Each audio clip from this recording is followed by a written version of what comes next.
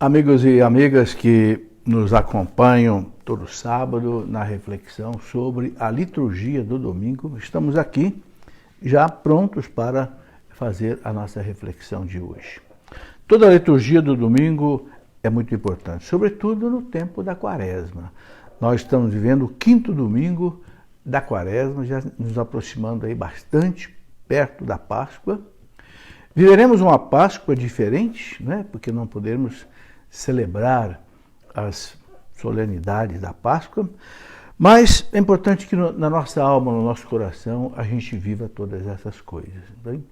Então vamos meditar um pouco sobre a liturgia desse quinto domingo do tempo da Quaresma. Em nome do Pai, do Filho e do Espírito Santo. Amém. Reze comigo. Peça ao Divino Espírito Santo que venha nos inspirar. Vinde, Espírito Santo, enchei os corações dos vossos fiéis. Acendei neles o fogo do vosso amor. Enviai, Senhor, o teu Santo Espírito, e tudo será criado e renovareis a face da terra. Oremos, ó Deus, que instruíste os corações dos vossos fiéis com a luz do Espírito Santo.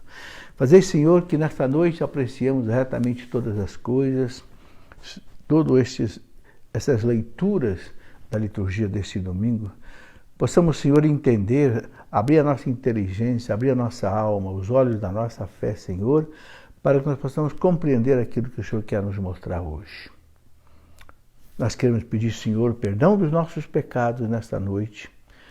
Pedir que o Senhor esteja junto conosco aqui nesta noite, nos guiando. Que a Virgem Maria, Senhora da Guia, nos conduza nesta noite.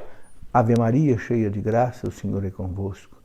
Bendita sois vós entre as mulheres, e bendito é o fruto do vosso ventre, Jesus. Santa Maria, Mãe de Deus, rogai por nós, pecadores, agora e na hora de nossa morte. Amém. Rogai por nós, Santa Mãe de Deus, para que nós sejamos dignos das promessas de Cristo. Ó Maria concebida sem pecado, rogai por nós que recorremos a vós. São José, rogai por nós. Glória ao Pai, ao Filho e ao Espírito Santo, como era no princípio, agora e sempre. Amém. Em nome do Pai, do Filho e do Espírito Santo. Amém. Muito boa noite, meus caros amigos, amigas. Estamos aí para fazer a nossa reflexão sobre a liturgia deste domingo. Mas eu gostaria de começar essa nossa conversa rezando com vocês todos o Salmo 90. São 150 salmos, mas me parece que o salmo, um dos salmos mais apropriados para nós rezarmos nesse tempo e pedir a proteção de Deus é esse Salmo 90, porque o próprio título dele na Bíblia da Ave Maria é o Salmo da confiança em Deus. E não só da confiança, da proteção. Proteção contra as pestes, né? Então vamos rezar para começar a nossa reflexão.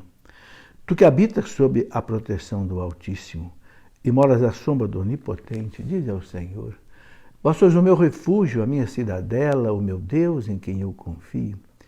É Ele que te livrará do laço do caçador e da peste perniciosa, Ele te cobrirá com as tuas plumas, sob tuas asas encontrarás repouso. Tua fidelidade te será um escudo de proteção. Tu não temerás os terrores noturnos. Olha que bom. Tu não temerás os terrores noturnos, nem a flecha que voa à luz do dia, nem a epidemia que se propaga nas trevas, né? Nem o mal que graça ao meio-dia. Caiam 1000 homens à tua esquerda, 10.000 à tua direita, tu não serás atingido. Acredite nisso. Tu não serás atingido. Porém verás com teus próprios olhos, contemplarás o castigo dos pecadores, porque o Senhor é teu refúgio. Escolheste por asilo o Altíssimo, nenhum mal te atingirá. Que bom, nenhum mal te atingirá. Nenhum flagelo chegará à tua tenda, à tua casa, porque aos anjos ele mandou que te guardem todos os teus caminhos, para que os teus pés não tropecem em alguma pedra. Coisa importante, meus irmãos, pedir aos anjos que nos guardem, para que nossos pés não tropecem em alguma pedra. Que os anjos protejam a nossa alma, o anjo da guarda proteja a nossa saúde, o nosso corpo, a nossa alma. Os anjos do Senhor vigiem a nossa casa. Os anjos do Senhor guardem a nossa cidade. Os anjos de Deus velem nos nossos hospitais, nas nossas instituições. Eles te sustentarão com as suas mãos. Sob serpente e víbora andarás, calcarás aos pés o leão e o dragão. Ou seja, podemos vencer o mal. Pois se uniu a mim, eu o livrarei. Se uniu a mim. Então, una-se a Deus. Una-se a Deus pela oração, pela adoração, pelo louvor, pela intercessão, pela ação de graças, pela reparação pelos nossos pecados. Pois que se uniu a mim, eu o livrarei e o protegerei, pois conhece o meu nome. Quando me invocar, eu o atenderei. Na tribulação estarei com ele. Será favorecido de longos dias, graças a Deus, e eu lhe mostrarei a minha salvação. Meus irmãos, eu sugiro que rezem esse Salmo 90 de manhã, de tarde e de noite. Eu, graças a Deus, como há muitos e muitos anos eu rezo esse Salmo, até já o decorei. Tem certas orações que a gente tem que decorar, sabe? Não é só o credo, Pai Nosso, Ave Maria. É bom decorar um salmo como esse, um Salmo 90. Decorar um salmo como o 22, o Senhor é o meu pastor, nada me faltará. Ainda que eu tenha que atravessar o vale da morte, não temerei, porque o Senhor vai comigo. O seu cajado e o seu bastão são a minha proteção. Né? E tem salmos maravilhosos, como o Salmo 33, que diz, né, são muitas as provações do justo, mas de todas as livra o Senhor. São muitas as provações do justo, daquele que ama a Deus, né? Mas de todas as livra o Senhor. Então, eu penso que a nossa grande proteção, meus irmãos, além de todos os cuidados que nós temos que ter, né? Eu quero dizer a você que eu estou aqui isolado na minha casa, né? Como eu moro sozinho, sou viúvo, né? Nem meus filhos têm vindo aqui, nem meus netos, conversamos por telefone, graças a Deus temos hoje o celular que nos ajuda, não me falta nada, eles me trazem o que eu preciso, estão aí à disposição. Paciência, é um tempo de penitência para a nossa saúde, né? É um tempo de cuidar realmente, fazer todos os cuidados que as autoridades têm mandado, mas também não deixar de rezar. Não deixar de se colocar debaixo da proteção de Nossa Senhora, rezando aquela oração, né? Debaixo da vossa proteção, nos refugiamos, ó Santa Mãe de Deus. Não desprezeis as nossas súplicas e nossas necessidades, mas livrai-nos sempre de todos os perigos do corpo e da alma. Virgem gloriosa e bendita, essa oração, meus irmãos, os nossos irmãos mártires rezavam por volta do século II, né, nas perseguições do Império Romano. Essa oração foi encontrada num pequeno fragmento de papiro, né, no norte do Egito, em Alexandria, e os papirólogos decifraram que é uma oração do primeiro e segundo século. E olha, a gente sabe que a perseguição ali foi até o ano 313. Então, os nossos mártires se colocavam debaixo da proteção de Nossa Senhora. Sob tu presidium, em latim, sob tua proteção, nos refugiamos. Nossa Senhora é um refúgio, é uma fortaleza, uma cidadela de proteção. Não é? Coloque-se debaixo da proteção de Nossa Senhora, reze a consagração a Nossa Senhora. Ó Senhora minha mãe, eu me consagro a vós. Né? Em prova da minha devoção para convosco, eu consagro meus olhos, meus ouvidos, minha boca, minhas mãos, por onde podem entrar os vírus, não é isso? O vírus ele entra pelo nariz, pela boca, pelas mucosas. Consagre seu corpo, seu coração, seu pulmão. Diz que o mais o vírus ataca é o pulmão. Então vamos consagrar o pulmão a Nossa Senhora. Não é? O coração a Nossa Senhora, o sangue, porque o vírus age pelo sangue, ele entra no sangue, do sangue ele vai para todos os órgãos, principalmente para o pulmão. Então consagre a Nossa Senhora, né? Seu sangue, né? Porque assim somos todos vossos, boa e incomparável Mãe. Guardai-me, defendei-me como coisa e propriedade vossa. Então eu quero começar essa nossa reflexão sobre a liturgia do domingo, né, antes rezando com vocês um pouco, né? É muito importante se colocar debaixo da proteção de São Miguel Arcanjo. São Miguel Arcanjo, defendei-nos no combate. Sede o nosso refúgio contra as maldades e as ciladas do demônio. Refúgio quer dizer proteção. Seja nosso refúgio contra as maldades e as ciladas do demônio. Ordene-lhe Deus.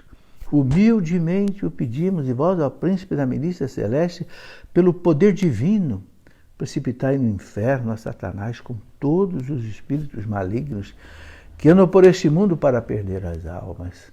Amém. Sabe, tem muitas orações importantes que nós temos que fazer. A oração ao anjo da guarda, meu santo anjo da guarda, meu zeloso guardador. Se a ti me confiou a piedade divina, sempre me rege, me guarde, me governe, me proteja, me livre, santo anjo da guarda, desse coronavírus. Entende? Santos anjos da guarda da minha casa, da minha família, dos meus filhos, vinde em nossa proteção, vinde nos socorrer. Meus irmãos, temos que rezar. Jesus disse, pedi e recebereis. Quem não pede, não recebe. Batei e abre-se-vos-á. Então temos que rezar aos anjos, aos santos. Sabe, rezar a ladainha dos santos. A igreja ensina que os santos intercedem por nós sem cessar. Eu gosto muito de rezar a ladainha dos santos, né? Santos apóstolos, rogai por nós. Santos mártires, rogai por nós. Santos confessores, rogai por nós. Santos padres, rogai por nós. Santos pontífices, rogai por nós. Santos monges e eremitas, rogai por nós. Santas virgens e viúvas, rogai por nós. Santas crianças, rogai por nós. Não é?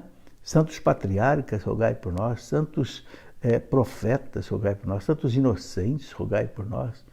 Principalmente aqueles santos que viveram mais perto de Jesus, né? São João Batista, rogai por nós. São Joaquim, Santa Ana, rogai por nós. São Zacarias, Santa Isabel, rogai por nós. São Simeão e Santa Ana, rogai por nós. Né? Santa Maria Madalena, rogai por nós. Né? Santo Estevão, rogai por nós. São Lázaro, rogai por nós. Santa Marta, Santa Maria, rogai por nós. E os nossos santos brasileiros, né? Santa Irmã Dulce, rogai por nós. Santo José de Anchieta, rogai por nós. Santo Frei Galvão, rogai por nós. Santos mártires brasileiros, mais de 150 em Cunhaú e Uruaçu, no Rio Grande do Norte, rogai por nós. Invoque o sangue dos mártires brasileiros, meus irmãos. Sim, são mais de 150 mártires que por volta de 1600 e pouco foram martirizados pelos calvinistas lá no Rio Grande do Norte, em Cunhaú e Uruaçu. Né? Temos mártires jesuítas, temos mártires no Brasil inteiro, desde o tempo da colonização. Implore o sangue dos mártires, meus irmãos, para que esse sangue aplaque esta pandemia aqui no nosso meio. Muito bem, vamos à liturgia de hoje. A liturgia de hoje tem como sinal, como meta, né? Jesus, a luz do mundo. Jesus é a luz. Né? A luz que mostra para nós qual é o caminho, qual é a verdade, qual é a vida. Jesus disse várias coisas. Eu sou a luz do mundo. Mas também ele disse, eu sou o caminho. O caminho que leva à verdadeira vida e o caminho que leva à verdadeira verdade. É esse o tema da liturgia de hoje. A primeira leitura começa com a escolha do rei Davi para rei de Israel. Por quê? Porque o rei Davi, ele é uma figura de Cristo. Por que o rei Davi é figura de Cristo? Né? Os judeus diziam, aquele ceguinho, né, que clamava por Jesus, Jesus, filho de Davi, tem piedade de mim. Por que ele dizia filho de Davi? Porque a Bíblia, lá no Antigo Testamento, deixou bem claro que Jesus seria descendente de Davi, da tribo de Judá. Agora, por que Davi? Por que o ceguinho fala de Davi, não fala de Salomão, não fala de Abraão, não fala de Isaac, não fala de Israel, fala de Davi? Por quê? Porque Davi foi o único rei que unificou todo Israel. Os outros reis todos foram reis antes de Davi de uma parte do povo. Davi não, Davi reinou sobre todo Israel. Ele reinou 7 anos em Hebrom e depois 33 anos em Jerusalém. Né? E construiu ali o seu palácio em Jerusalém, né? 40 anos Ele foi uma imagem de Cristo. Não só pelos 40 anos que ele reinou, o 40 é uma data interessante, é um número interessante, né? Mas também por aquilo que Davi foi, né? Aquele menino humilde que venceu o gigante Golias, que se tornou rei de Israel. Então a primeira leitura coloca isso, né? Primeiro livro de Samuel, capítulo 16, do versículo 1 até o versículo 13, onde ele coloca: naqueles dias o Senhor disse a Samuel, ao profeta Samuel, né? Enche o chifre de óleo e vem para que eu te envie à casa de Jessé de Belém. Jessé é o pai de Davi. Davi era de Belém. Nota que Jesus nasceu em Belém. Tá? Olha aí a ligação. Pois escolhi um rei para mim entre os seus filhos, os filhos de Jessé. Assim que chegou, Samuel viu a Eliabe e disse consigo: certamente é esse o ungido do Senhor. Mas o Senhor disse-lhe: não olhes para a sua aparência, nem para a sua grande estatura, porque eu o rejeitei. Não julgo segundo os critérios do homem.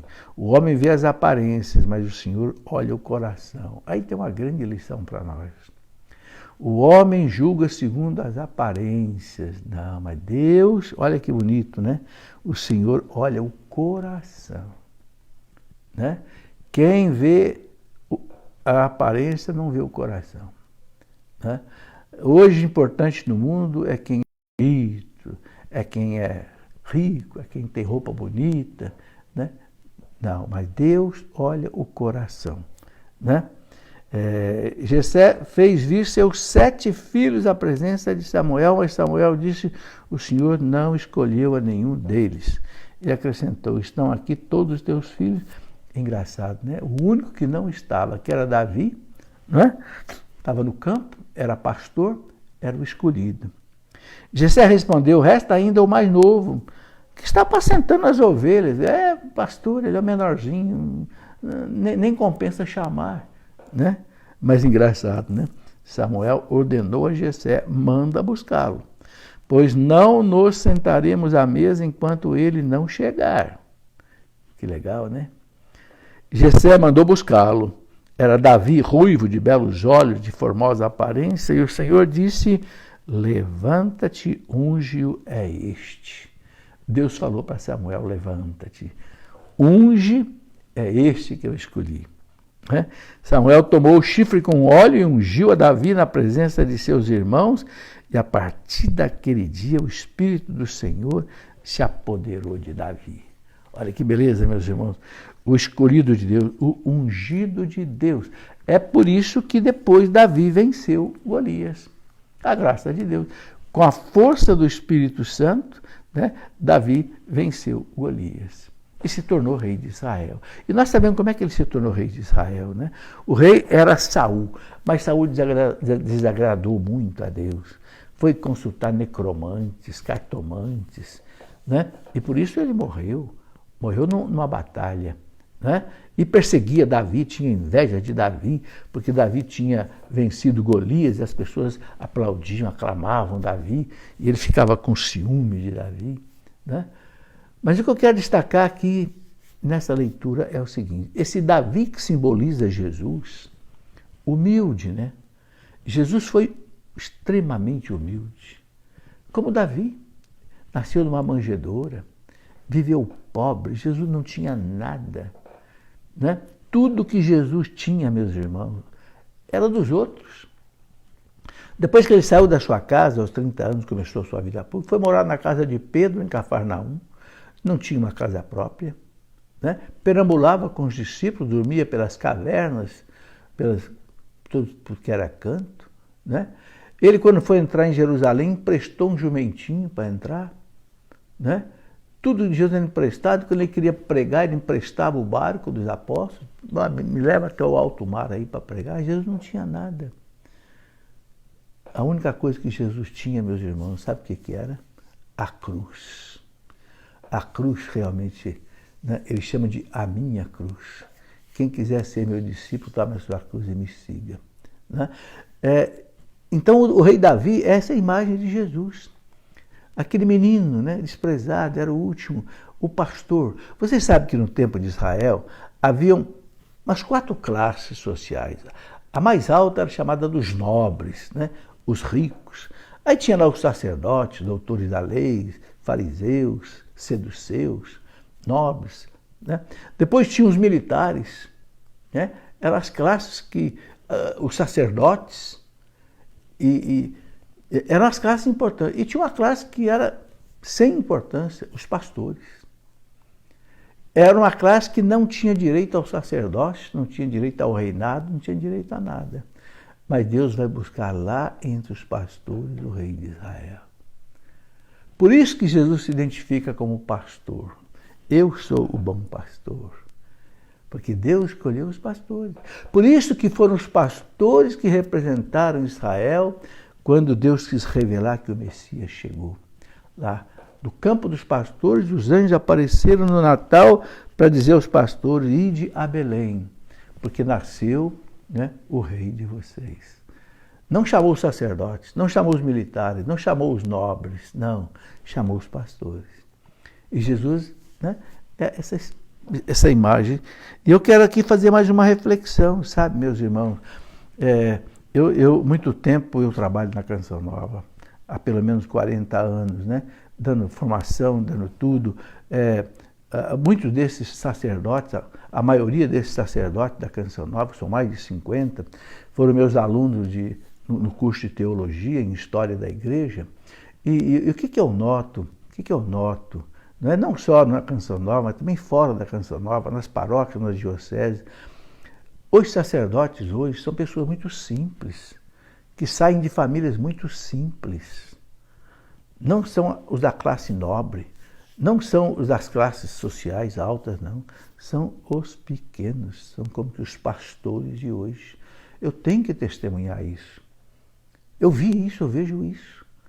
Às vezes a gente reclama dos sacerdotes. Nossa, o sacerdote não sabe muito, não está muito preparado, isso, mas aquilo. Será que não é porque os melhores não quiseram ser sacerdotes? Hoje todo mundo quer ser médico, quer ser advogado, quer ser isso, quer ser aquilo, quer ser empresário. Se você perguntar quem é que quer ser padre, você conta nos dedos da mão. Então Deus vai buscar lá nos bairros. Lá nos bairros, longe do centro da cidade. É como o rei Davi. Vai buscar os pastores lá. Sabe, meus irmãos? Nós temos que estimular as famílias nobres a oferecerem seus filhos ao sacerdócio. Porque as famílias nobres têm condição de pagar um seminário para o filho. O seminário precisa receber dinheiro.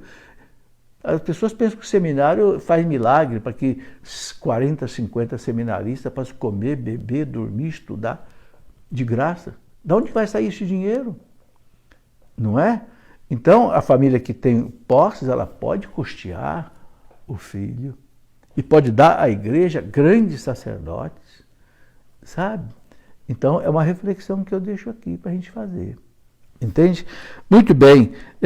Aí eu vou direto lá para o Salmo 22, né, que o Salmo 22, que é o Salmo de meditação, claro, vai falar do pastor. Cristo é o bom pastor. E o Salmo diz: o Senhor é o pastor que me conduz. Não me falta coisa alguma. Meus irmãos, é bom escutar isso nesses dias de hoje, né? O Senhor é o pastor que me conduz, não me falta coisa alguma. Pelos prados e campinas verdejantes, Ele me leva a descansar. Para as águas repousantes me encaminha e restaura as minhas forças. Sinta-se como uma ovelhinha de Jesus, né? Uma ovelha de Jesus, que Ele protege, que Ele guia. É pela fé, meus irmãos, é pela fé que você consegue essa proteção do bom pastor. Acredite nisso. Se lance nisso, se abandone, sinta-se como uma ovelhinha deitada aos pés do pastor. Ele me guia no caminho mais seguro, pela honra do seu nome. Mesmo que eu passe pelo vale tenebroso, nós estamos passando pelo vale tenebroso. Mesmo que eu passe pelo vale tenebroso, nenhum mal eu temerei. Que coragem dizer isso, né, meus irmãos? Nenhum mal eu temerei no meio dessa tribulação toda. Estás comigo com bastão e com cajado, eles me dão a segurança. Confia no Senhor, né? Nesta hora difícil. Preparais à minha frente uma mesa, bem à vista dos inimigos. Com óleo, vós ungis a minha cabeça e o meu cálice transborda. É a proteção, é o carinho. O Senhor que traz a gente para o seu banquete.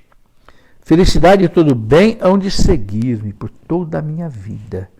E na casa do Senhor habitarei pelos tempos infindos. Na casa do Senhor habitarei pelos tempos infindos. Olha, meus irmãos, eu vejo esse salmo desse domingo muito apropriado para esta hora que nós estamos vivendo. Hora difícil para todos nós, em que o mundo se igualou. O mundo se igualou, né?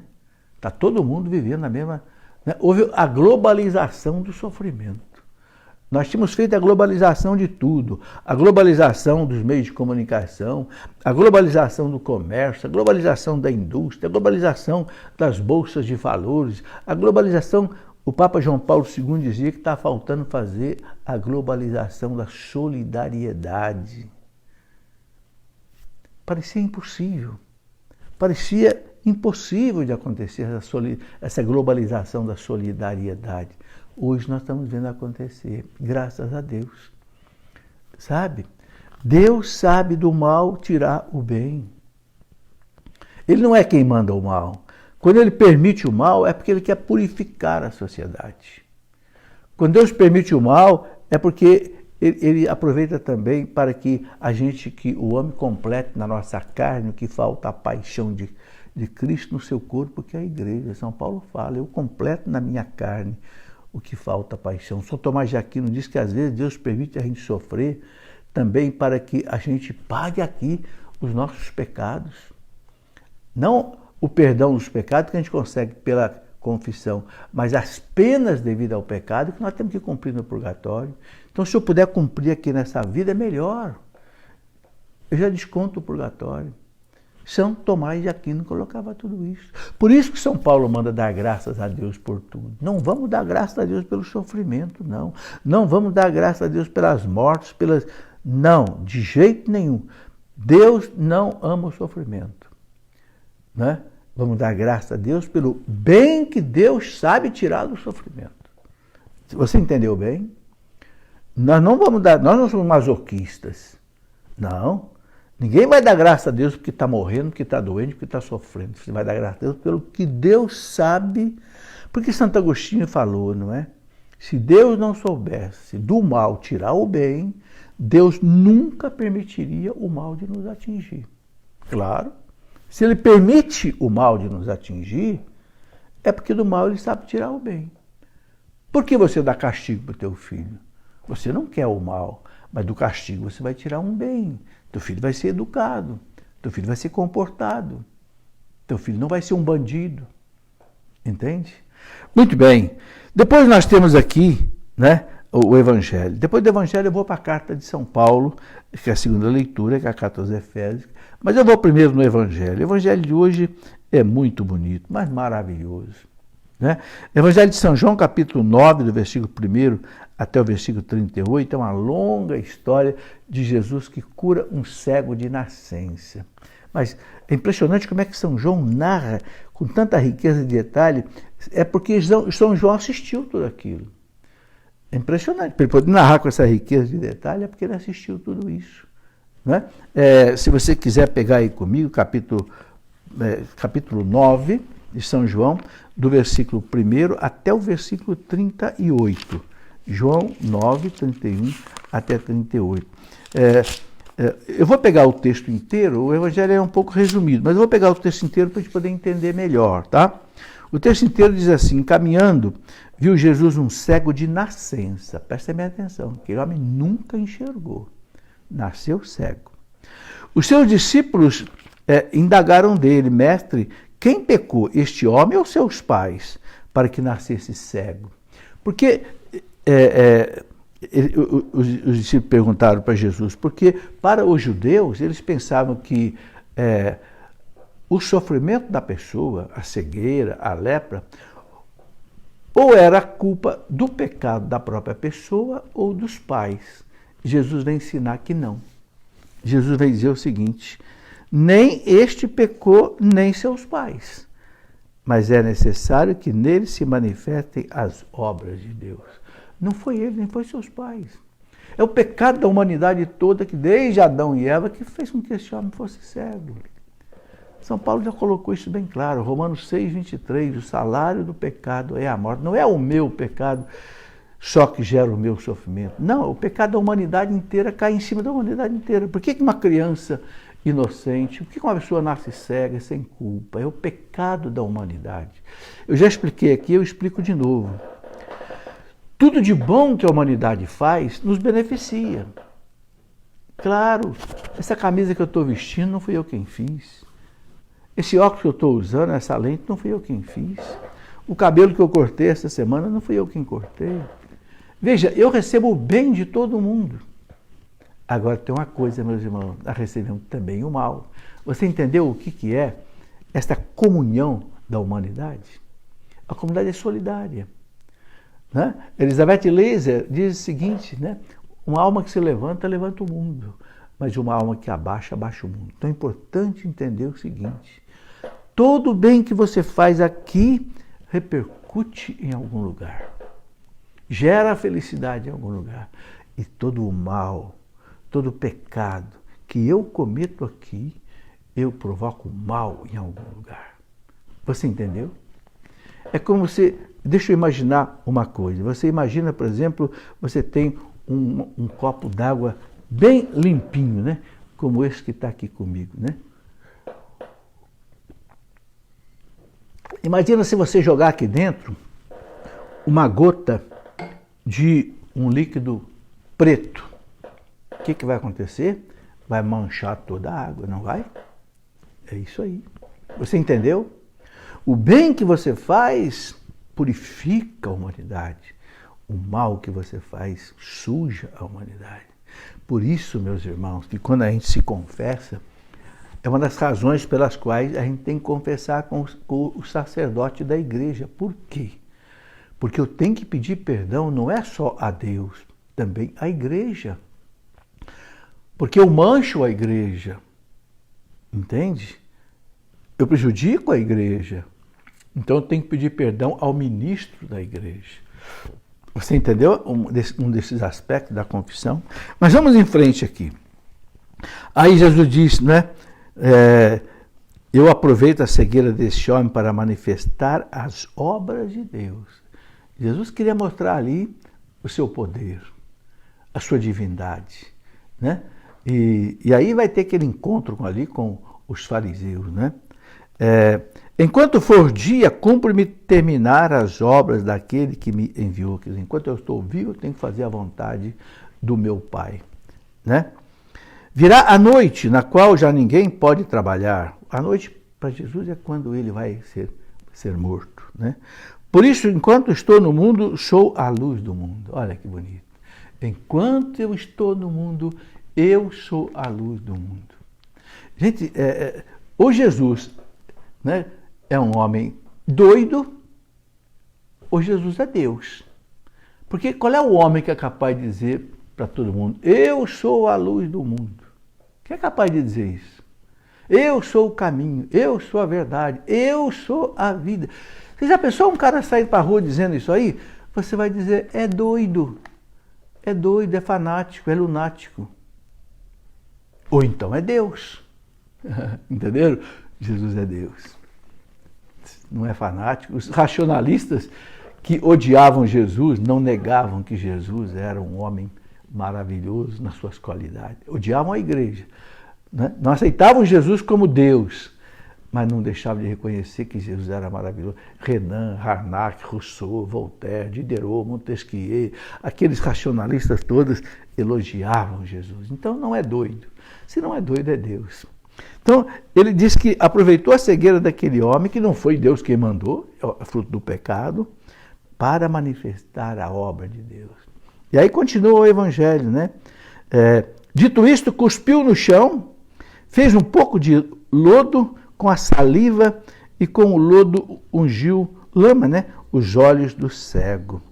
Depois ele disse, vai, lava-te na piscina de Siloé.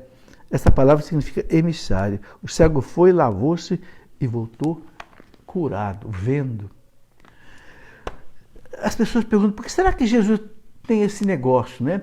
Lá num surdo, ele pegou saliva, colocou no ouvido do surdo e disse, Éfetá, abre-te, e abriu. Sabe por quê? Jesus gosta de colocar sinais. Todos os 7 sacramentos são sinais. O batismo tem a água, a crisma tem o óleo, a Eucaristia tem o pão e o vinho. Todo sacramento tem os sinais, né? Então, é um sinal natural que revela o sobrenatural. Então, Cristo usa a terra, por quê? Porque nós viemos do pó da terra, lá do velho Adão, do pecado. Ele molha essa terra, esse pó da terra, que veio lá de Adão, do pecado, com a sua saliva, ou seja, com a graça de Deus. Ele transforma a terra, a cegueira daquele homem, na luz para enxergar. É um significado. Olha, eu para preparar essa reflexão, eu uso 3 manuais. 3 manuais para preparar essas reflexões, né? Essas coisas que eu coloco, eu não tiro da minha cabecinha, não. Quem sou eu? Eu sou físico, não sou doutor em teologia nem nada, né? Mas aí Jesus fala para ele, vai e se lava na piscina de Siloé. O que é o tanque de Siloé? O tanque de Siloé é um reservatório de água que o profeta, que o rei Ezequias, do povo judeu, mandou construir no século VII, mais ou menos, antes de Cristo, para abastecer a cidade de Jerusalém. Então, como era a cidade do grande rei, a cidade de Deus, o povo tinha uma veneração por aquela piscina. Então, ele falou, vai lá, lava-te lá. É outro sinal. Deus gosta de usar sinais. Você lembra aquela história daquele general Naamã, não é? Do rei sírio, que foi até Ezequiel para ser curado e pensou que Ezequiel fosse recebê-lo com honras e glórias. O Ezequiel simplesmente disse para ele, olha, nem o atendeu. O Ezequiel só disse para ele, vai lá no Rio Jordão, se lava 7 vezes e pronto. O Naamã ficou com muita raiva. O quê? Eu vim lá da Síria aqui, trazendo ouro, trazendo uma porção de dádiva para dar para o profeta nem me recebeu, mandou eu ir lá, simplesmente se lavar no Rio Jordão e queria ir embora, de raiva, né?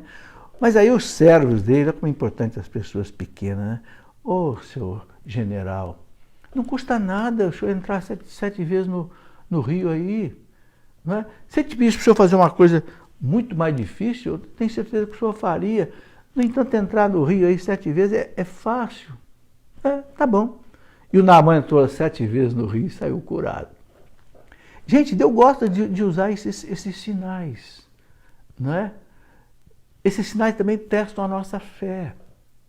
Jesus falou para aquele ceguinho, vai lá e se lava lá na piscina de Siloé. E se o ceguinho não fosse? Será que ele ia perder a oportunidade? Ele foi, ele obedeceu. Nós temos que obedecer. Obedecer à igreja, obedecer à lei de Deus. Quando Deus fala alguma coisa, não questione. Tem muito católico que é teimoso. A igreja fala uma coisa, mas eu penso diferente. Deixa de ser orgulhoso, deixa de ser arrogante, prepotente, vaidoso. A igreja fala uma coisa, o Papa fala uma coisa, e você, mas eu. Para com isso. Vamos ser humildes. Jesus falou, vai lá, lava na piscina de Siloé. O ceguinho foi, lavou e voltou curado. Né? E continua a história aqui. Vamos em frente. A história continua porque a história é muito bonita, né? Então, os vizinhos e aqueles que antes o tinham visto no mendigar perguntavam, não é este aquele que sentado mendigava? Respondiam alguns, é ele. Outros contestavam, de modo algum, é um parecido com ele. Ele, porém, dizia, sou eu mesmo. O pessoal tinha dúvida, sou eu mesmo. Pode ver, não estou mais sentado lá no templo pedindo esmola, não. Sou eu mesmo. Ele coloca, né? E aí, ele continua aqui, né? Perguntaram-lhe então, como te foram abertos os olhos? Respondeu ele, aquele homem que se chama Jesus fez lodo, ungiu os meus olhos e disse-me, vai à piscina de Siloé e lava-te. Fui, lavei-me e vejo. Interrogaram-no, onde está esse homem? Respondeu, não sei. Levaram então o que fora cego aos fariseus. Olha aí a coisa vai ferver. Devia deixar o ceguinho quieto, né? Foram levar. Por quê? Porque Jesus tinha curado no sábado. Está aí. Né? Ora, era sábado quando Jesus fez do lodo e lhe abriu os olhos. Os fariseus indagaram dele novamente de que modo ficara vendo. Respondeu-lhe, pôs-me lodo nos olhos, lavei-me e vejo. Repetia toda hora, né? A pessoa que ficou curada por Deus, ela não perde esse testemunho, né? Diziam alguns dos fariseus, esse homem não é o enviado de Deus. Diziam, esse homem não é o enviado de Deus, pois não guarda o sábado. Olha que injustiça, né? Sabe, são esses religiosos fanáticos, né? Que se prende no espírito, na letra da lei e não aceita mais nada, né? Não. Sabe, eu vejo gente aí criticando o Papa, se achando melhor do que o Papa. Pelo amor de Deus. Né? É uma certa forma de fanatismo, né? Respondeu-lhe, né? Aí, outros que explicavam, como pode um pecador fazer tais prodígios? Né? Os fariseus dizendo, Jesus é um pecador, porque ele desobedece o sábado. Aí os outros, mas como é que pode um pecador fazer esses prodígios, esses milagres, né? E havia desacordo entre eles. Perguntaram ainda ao cego, que dizes tu daquele que te abriu os olhos? Aí o ceguinho, é um profeta. O ceguinho não tem medo, é um profeta. Mas os judeus não quiseram admitir que aquele homem tivesse sido cego. Não quiseram admitir que aquele homem... Olha a cegueira espiritual. Não quiseram admitir que aquele homem, né, tivesse recobrado a vista, até que chamaram seus pais, chamaram os pais do ceguinho. E os interrogaram, é este o vosso filho? Afirmais que ele nasceu cego? Pois como é que agora vê? Seus pais responderam, sabemos que este é o nosso filho, e sabemos que nasceu cego, mas não sabemos como agora ficou vendo, nem quem lhe abriu os olhos. Perguntai-o a ele, ele tem idade suficiente para isso. Foram até os pais do ceguinho. O fanatismo religioso, meus irmãos, cega a pessoa. Não deixa a pessoa ver Deus, não deixa a pessoa ver a obra de Deus. Né? Que ele mesmo explique. Seus pais disseram isso porque temiam os judeus, pois os judeus tinham ameaçado expulsar da sinagoga todo aquele que reconhecesse Jesus como o Cristo. Olha, que perseguição. Por isso é que seus pais responderam, ele tem idade, pergunta a ele. Tornaram a chamar o homem que fora cego, dizendo-lhe, dá glória a Deus. Né? Nós sabemos que este homem é pecador. Né? Quer dizer, que eles queriam que o ceguinho aceitasse que Jesus era um pecador. Né? Mas ele não. Bonito, né? Disse-lhe ele, se esse homem é pecador, não sei. Sei apenas isto. Sendo eu antes cego, agora eu vejo. Se ele é pecador, ou não é, não é, agora eu vejo. Né? Bonito isso aqui, né? Aí, né? Sei apenas isso. Perguntaram-lhe ainda uma vez, que foi que ele te fez? Como te abriu os olhos? Respondeu-lhe, eu já vou-lo disse, e não me destes ouvidos.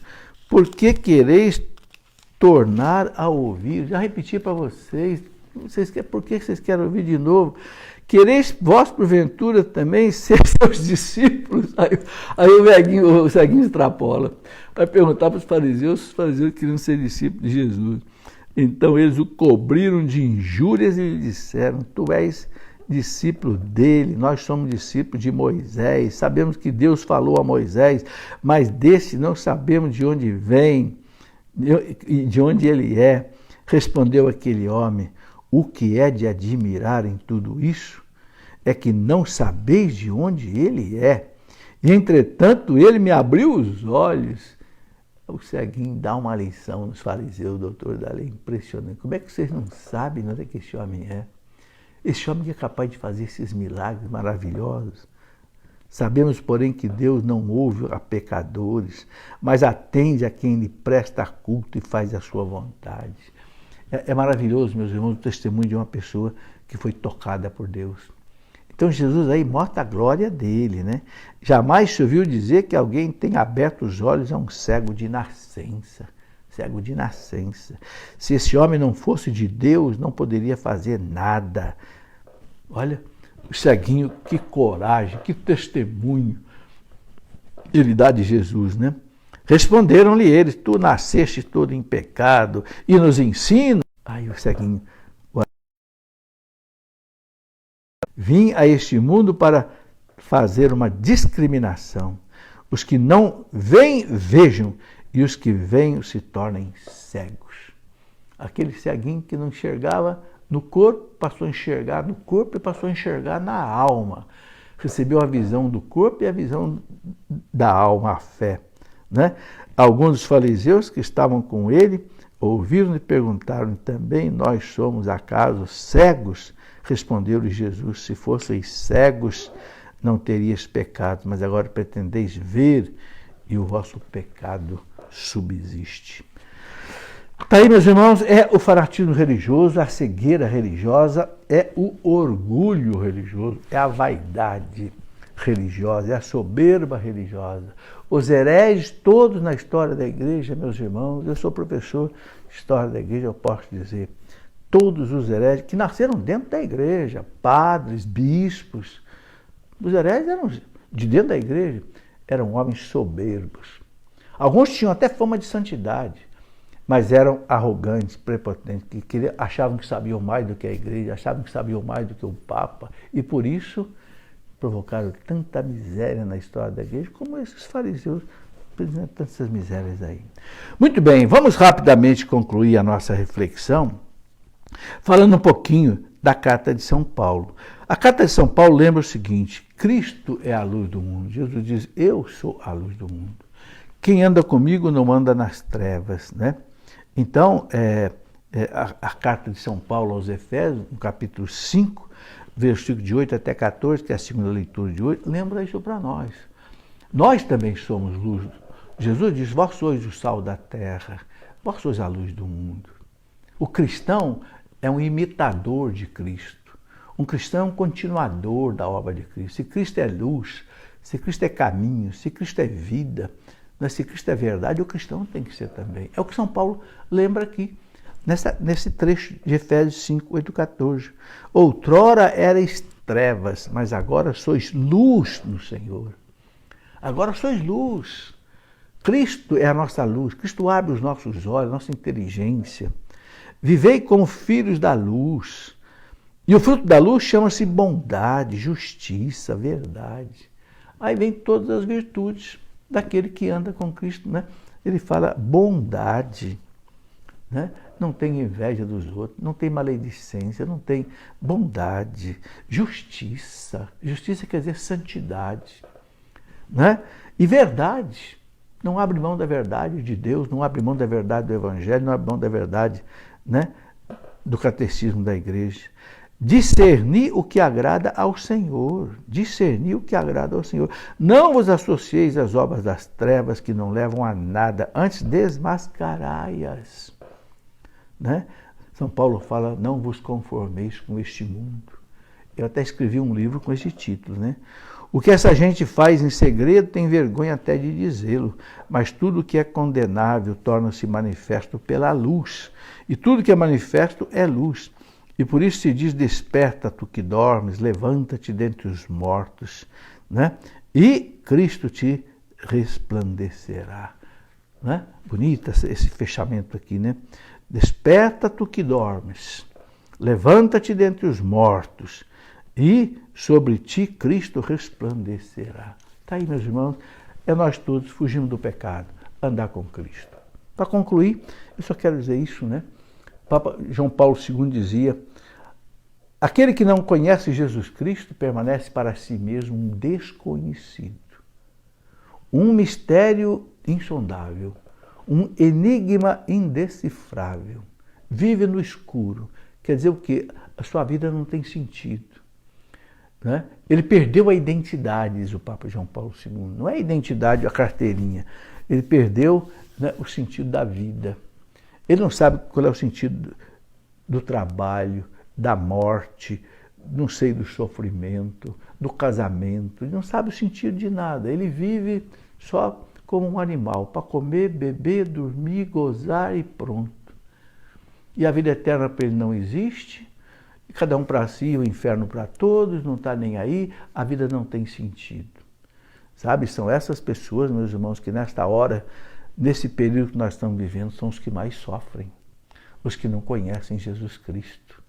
Então, meus irmãos, é uma hora muito boa para levar Jesus Cristo para essas pessoas nessa hora. Está vendo?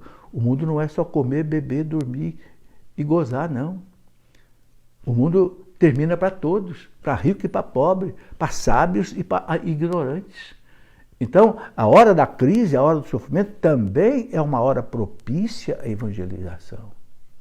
Sim, porque é a hora que o sofrimento bate na pessoa, a pessoa pode fazer isso que São Paulo diz aqui: levanta-te dos mortos e Cristo te resplandecerá.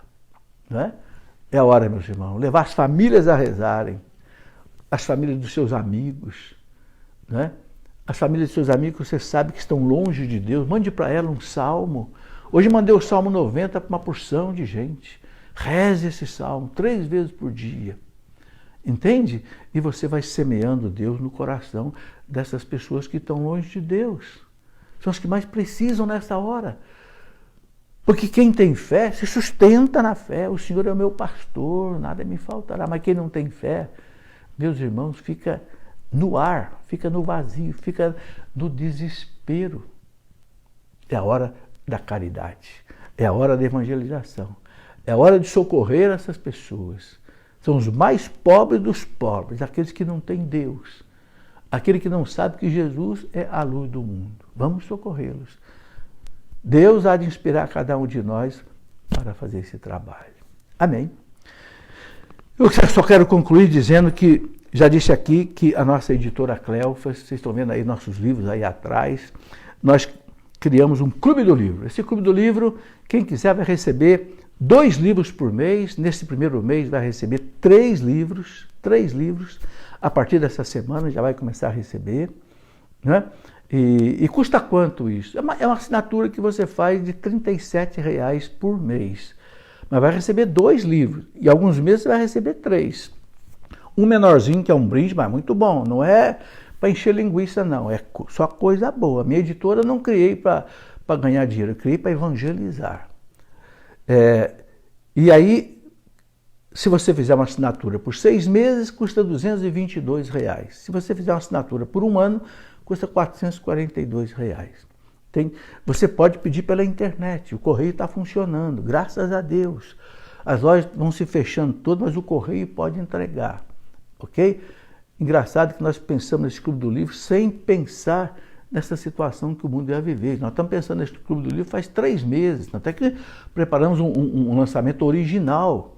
É um grande livro de um grande escritor, que eu já tenho lançado o livro deles, muito famoso, né? Está lançando mais um livro conosco aqui, e depois mais 2 livros. Né? Então é só entrar no site loja.cleofas.com.br, você pode se inscrever. Né? Ou então pelo telefone, que é o 12 3152 6566. E mais uma coisa interessante, quem for associado do Clube do Livro passa a ter um desconto de 30% em todos os outros livros da editora. Assim a gente pode fazer também uma boa promoção. E olha, não sabemos, meus irmãos, quanto tempo nós vamos ficar meio confinados em casa. O livro ajuda a nossa fé. Ok? Um grande abraço, que Deus te abençoe. Tenha um domingo abençoado por Deus. Que o teu anjo da guarda te proteja deste vírus. Os anjos da tua família protejam tua família. Né? E que Nossa Senhora estenda sobre todos nós o seu manto de mãe, de proteção, ela que recebeu de Deus, desde os primórdios, o poder e a missão de esmagar a cabeça de Satanás. Em nome do Pai, do Filho e do Espírito Santo. Amém.